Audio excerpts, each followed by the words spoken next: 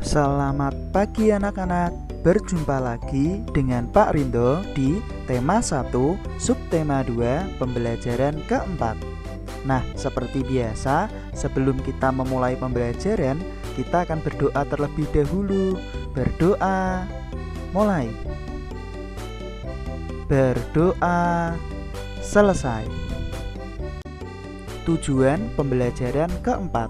Yang pertama, dengan mengamati video pembelajaran, kalian harus dapat mengidentifikasi kenampakan alam buatan dan alami dengan percaya diri.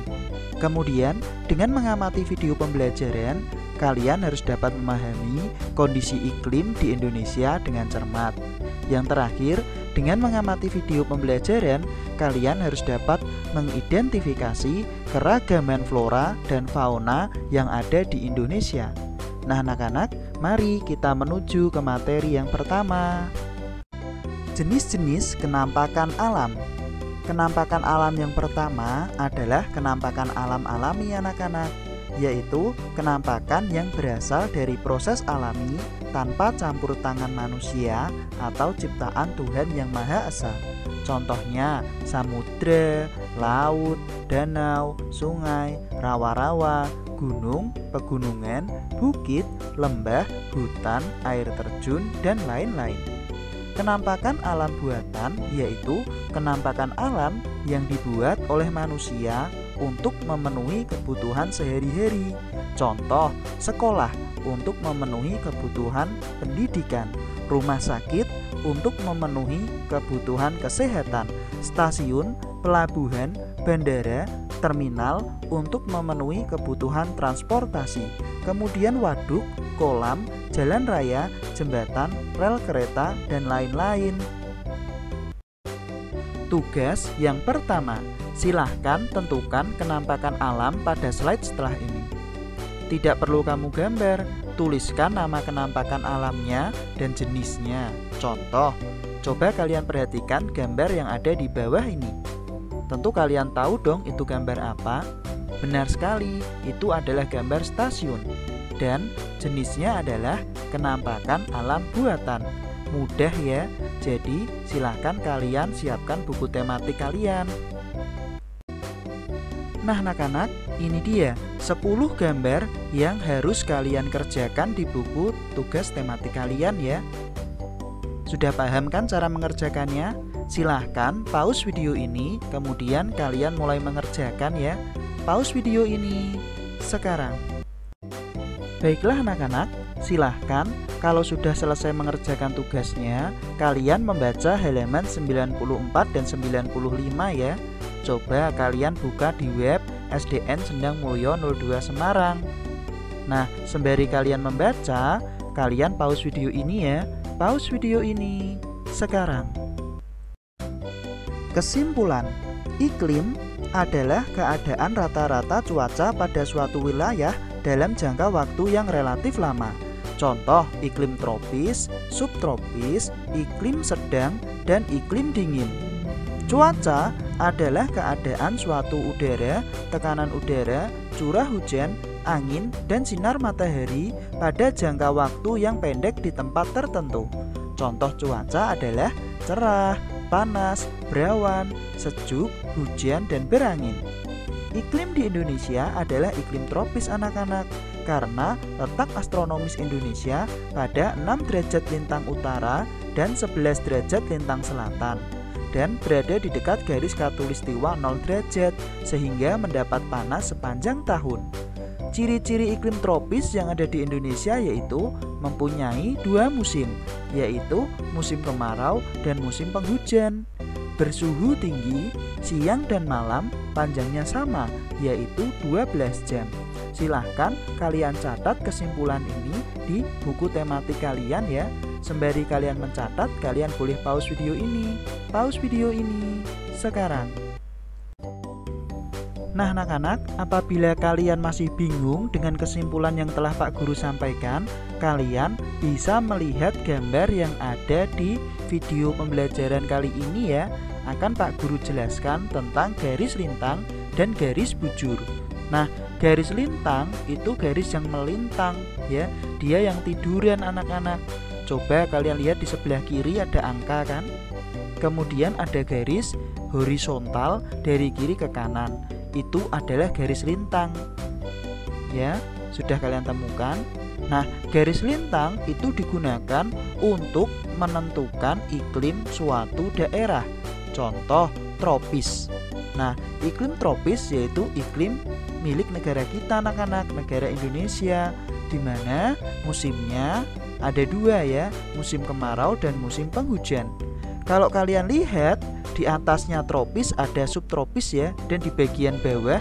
Nah, negara yang termasuk iklim subtropis itu memiliki 4 musim, sama dengan negara-negara yang iklimnya sedang. Musimnya adalah semi, panas, gugur, dan musim dingin atau musim salju. Yang terakhir adalah iklim dingin, biasanya ada di kutub utara dan kutub selatan.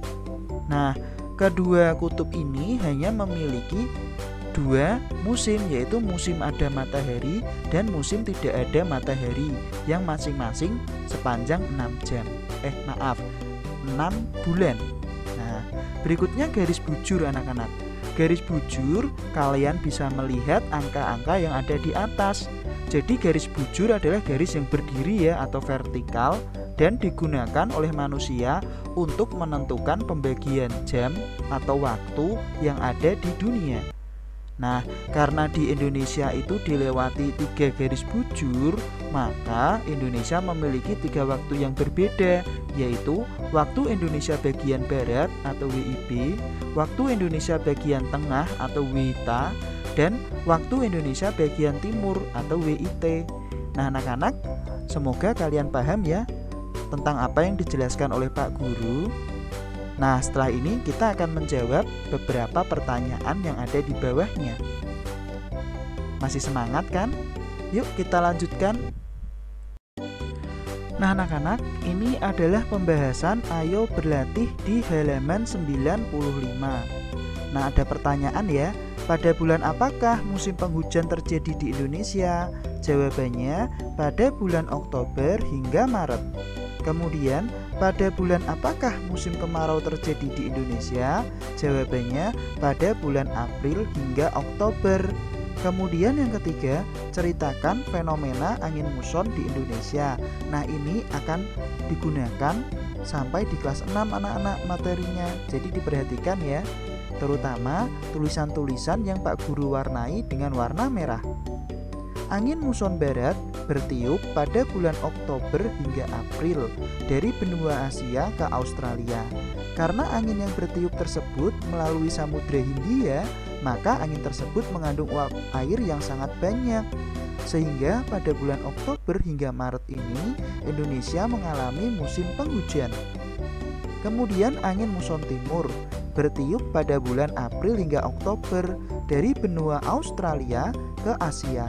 Karena angin yang bertiup tersebut hanya melewati sedikit samudra dan melewati banyak gurun pasir yang ada di benua Australia yang bersifat kering, dan akibatnya angin tidak mengandung uap air yang banyak, sehingga menyebabkan Indonesia mengalami musim kemarau seperti saat ini anak-anak.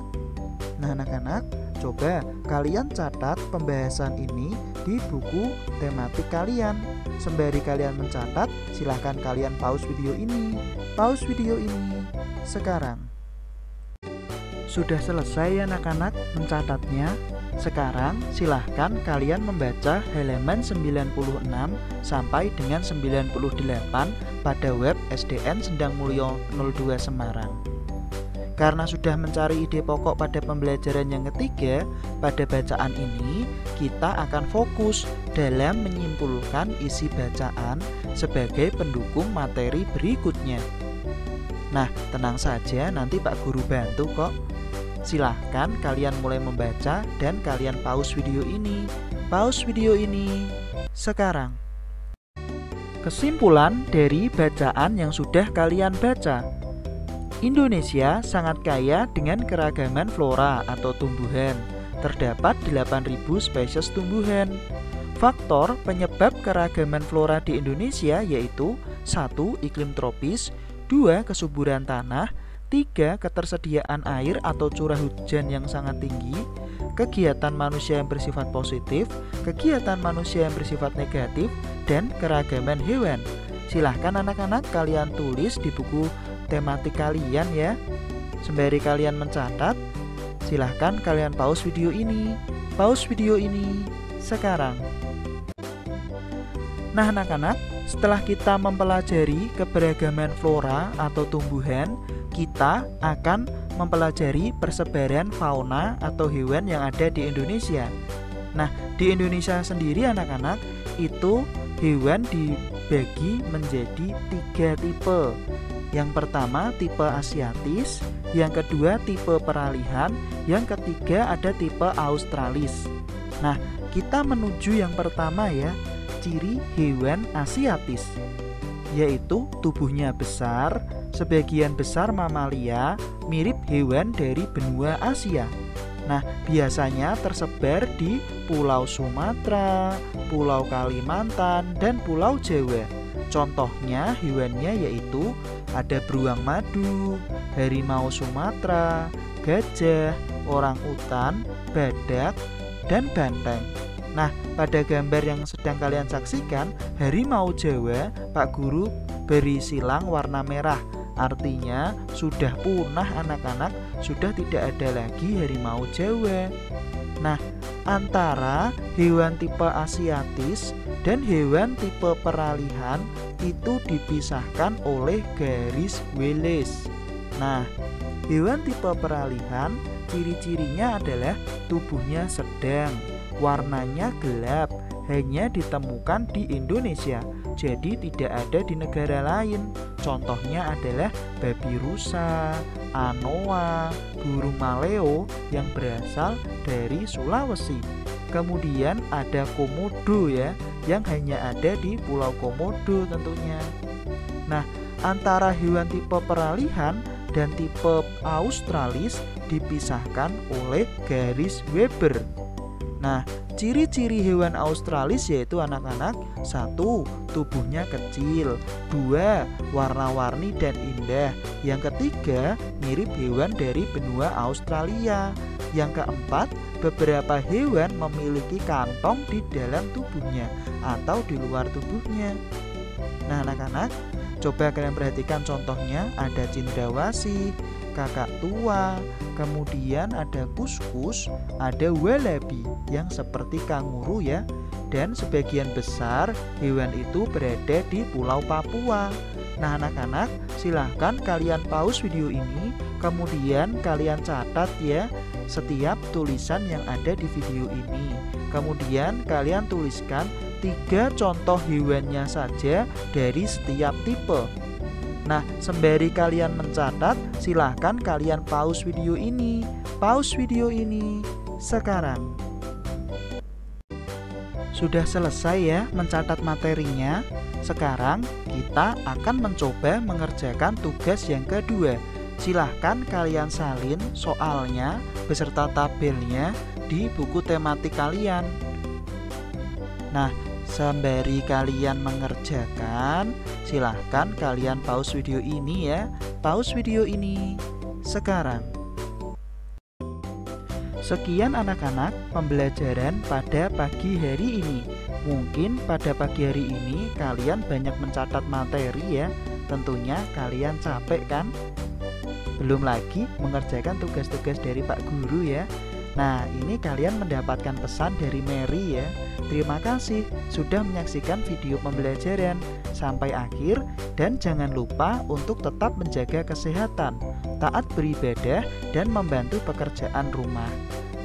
Sampai jumpa pada pembelajaran berikutnya.